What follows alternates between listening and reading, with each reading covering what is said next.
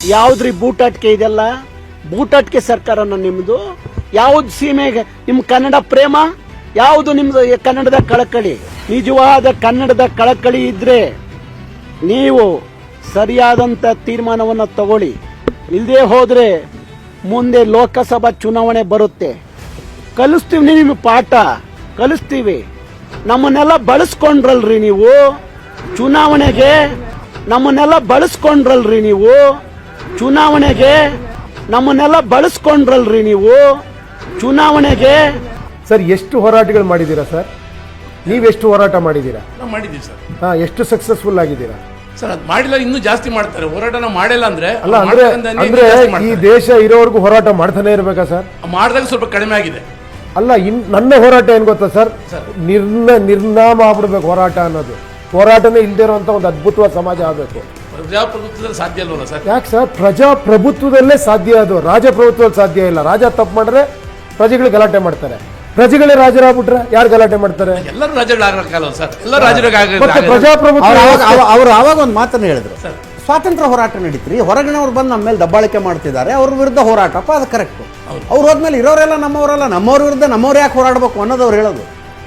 ಸರಿಯಾದ ನಾಯಕನನ್ನು ಆಯ್ಕೆ ಮಾಡಿದ್ರೆ ಆಯ್ಕೆ ಕರೆಕ್ಟ್ ಆಗಿದ್ರು ಹೋರಾಡುವ ಅವಶ್ಯಕತೆ. ಮಹಾತ್ಮ ಗಾಂಧಿಗೆ ಏನಾರ ಎಲೆಕ್ಷನ್ ಇದ್ದಿದ್ರೆ ಹೋರಾಟ ಮಾಡೋರ ಸರ್? ಹೇಳಿ, ಮಹಾತ್ಮ ಗಾಂಧಿ ಹೋರಾಟ ಮಾಡಿ ಬ್ರಿಟಿಷರು ಭಾರತವನ್ನು ಆಳ್ಬೇಕಾ ಆಳಬಾರ್ದ? ಎಲೆಕ್ಷನ್ ಓಟ್ ಹಾಕ್ಬಿಡೋರು, ಆಳ್ಬಾರ್ದು ಒಟ್ಟಾಗಿ ಅಂತ ಓಟ್ ಹಾಕ್ಬಿಡ್ರ ಅವರು. ಈಗ ನಿಮ್ಗೆ ಸರಿ ಇಲ್ಲ ಅಂತ ಗೊತ್ತಾದ್ರ ಮೇಲೆ ನೆಕ್ಸ್ಟ್ ಎಲೆಕ್ಷನ್ ಬರುತ್ತೆ, ಬೇಡ ಅಂತ ಓಟ್ ಹಾಕ್ಬಿಡಿ, ಓಟ್ ಹಾಕ್ತಾರ ಅವರು. ಬಟ್ ಇದ್ದಾಗ ಅಧಿಕಾರದಲ್ಲಿದ್ದಾಗ ಮಾಡಿದಂತ ವಿರೋಧ ಮಾಡಲೇಬೇಕು. ಹೋರಾಟ ಅಂತ ಯಾಕೆ ಮಾಡ್ಕೊಂಡಿದ್ದೀರಾ ಅಂದ್ರೆ, ನನ್ನ ಅಭಿಪ್ರಾಯ, ಒಬ್ಬ ನಾಯಕ ನಿರ್ಮಾಣ ಮಾಡೋದಕ್ಕೋಸ್ಕರ ಹೋರಾಟಗಳು. ಪಕ್ಷಗಳು ಹುಟ್ಟಿರೋದೆಲ್ಲ ನಾಯಕರ ನಿರ್ಮಾಣಕ್ಕೋಸ್ಕರ. ಒಬ್ಬೊಬ್ಬ ಸರ್ ಒಂದು ಸಂಘಟನೆ ಉಟ್ಕೊಂಡು ಒಂದು ಪ್ರಾಬ್ಲಮ್ನ ಎತ್ತಿ ನಿಂತ್ಕೊಂತಾನೆ ಅವನು. ಸ್ಟಾರ್ಟ್ ಅವನೊಬ್ಬ ನಾಯಕ ಹಾಕೊಟ್ಟಿರ್ತಾನೆ. ಅವ್ನ ಪಕ್ಕದಲ್ಲಿ ಹೇಳ್ತಾನೆ, ನೀನು ಬೆಳೀತಾ ಇದೆಯಾ ಕಣೋ, ಹುಷಾರು, ಬೆಳೀತಾ ಇದೆಯಾ ನೀನು. ಅವನು ಬೆಳೀತಾ ಇದ್ದೀನಾ? ನೆಕ್ಸ್ಟ್ ಜನ ನೀರು ಬೆಳೆಸೋದು, ಅವ್ನು ಬೆಳ್ಕೊಡು. ಸರಿ, ಒಂದು ನಿಮಿಷ ಒಂದೇ ಹೇಳ ಸರ್, ನನ್ನ ಒಂದು ಸಣ್ಣ ಕಲ್ಪನೆ.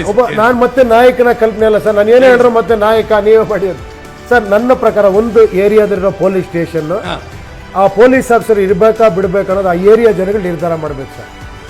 ಸರ್, ಅವಾಗ ಅವ್ನು ಕರಪ್ಟ್ ಆಗಕ್ಕೆ ಸಾಧ್ಯನಾ ಸರ್? ಅಲ್ವಾ? ಟ್ರಾನ್ಸ್ಪರೆನ್ಸಿ ಬರ್ಬೋದು. ಪ್ರತಿಯೊಂದು complaint CCTV camera police station ಇಟ್ಟು ಸರ್, ಇದೆಲ್ಲ ಬದಲಾವಣೆ ಇದೇ ಆಗಬೇಕಾಗಿರೋದಲ್ವಾ ಸರ್?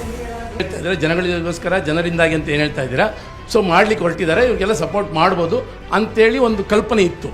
ಆದರೆ ನೀವು ಯಾವುದೇ ರೀತಿಯಾದಂಥ ಒಂದು ಇವತ್ತಿನ ದಿವಸ ಏನೇ ಮಾಡ್ಬೇಕಂದ್ರೆ ನಾಯಕತ್ವ ಬೇಕಾಗುತ್ತೆ. ಯಾಕೆ ಜನಗಳಂದ್ರೆ ಯಾವುದೇ ಒಂದು ಇದಕ್ಕೂ ಕೂಡ ಅವರವರಾಗಿ ಯಾರು ಮಾಡೋದಿಲ್ಲ. ನಾಯಕತ್ವದ ಕಾನ್ಸೆಪ್ಟೇ ಒಪ್ಪೋದಿಲ್ಲ ಅಂತ ಸರ್. ಒಂದು ನಿಮಿಷ, ನಾಯಕತ್ವ ಬೇಕು ಅಂದ್ರೆ 3-4 ಜನ ಕೂತಿದ್ದೀರಾ ಸರ್ ಇಲ್ಲಿ.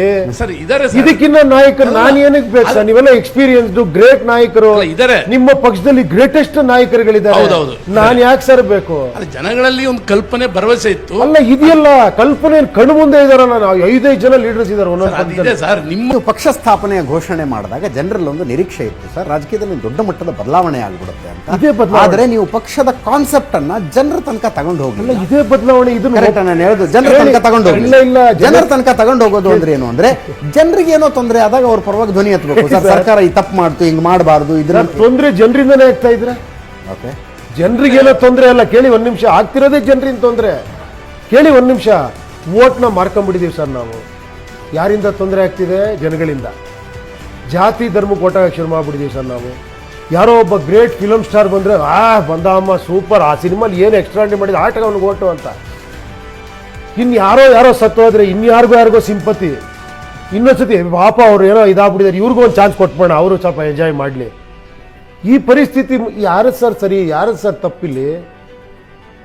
ಇದನ್ನ ತಾನೇ ನಾನು ಹೇಳಬೇಕು. ನೀವು ಓಟು ಜವಾಬ್ದಾರಿಯುತವಾಗಿ ಮಾಡಬೇಕು, ವಿಚಾರಗಳಿಗೆ ಮಾಡಬೇಕು. ನೀವು ಏನಕ್ಕೆ ಮಾಡಬೇಕು ಸರ್? ಎಷ್ಟೋ ಜನಕ್ಕೆ ಟ್ಯಾಕ್ಸ್ ಕಟ್ಟೋದೇ ಗೊತ್ತಿರಲಿಲ್ಲ ಸರ್. ನಾನು 5 ವರ್ಷದಿಂದ ಹೇಳ್ತೇನೆ, ಇಲ್ಲಪ್ಪ ನೀವು ಟೀ ಕುಡಿದ್ರೆ ಟ್ಯಾಕ್ಸ್ ಕಟ್ತೀರಾ, ನೀವು ಬಟ್ಟೆ ತಗೊಂಡು ಟ್ಯಾಕ್ಸ್ ಕಟ್ತೀರಾ, ನೀವು ಪೆಟ್ರೋಲ್ ಹಾಕಿ ಟ್ಯಾಕ್ಸ್ ಕಟ್ತೀರಾ. 4% ಟ್ಯಾಕ್ಸ್ ಕಟ್ಟೋದು ಅಂತ ವಾಟ್ಸಪ್ಪಲ್ಲಿ ನ್ಯೂಸ್ ಆಗೋಗ್ಬಿಟ್ಟಿತ್ತು. 4% ಟ್ಯಾಕ್ಸ್ ಈ ಪ್ರಪಂಚದಲ್ಲಿ ಅಂತ. ಆಮೇಲೆ ಎಲ್ಲ ಉಚಿತವಾಗಿ ಕೊಡ್ತೀವಿ ಅನ್ನೋ ಮಾತುಗಳು. ಯಾರು ಸರ್?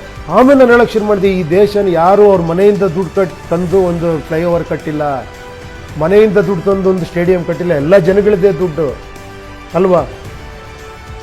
ಕರೆಕ್ಟ್ ಅಮ್ಮ? ಹೋಗಿ ಅದಾರ ಒಪ್ಕೊಂತೀರಾ? ನಾಯಕರುಗಳು ಬಂದು ಏನೋ ಮಾಡ್ಬಿಟ್ಟಿದಾರ. ಇದು ಸತ್ಯ ಸರ್, ಸತ್ಯ ಇದು.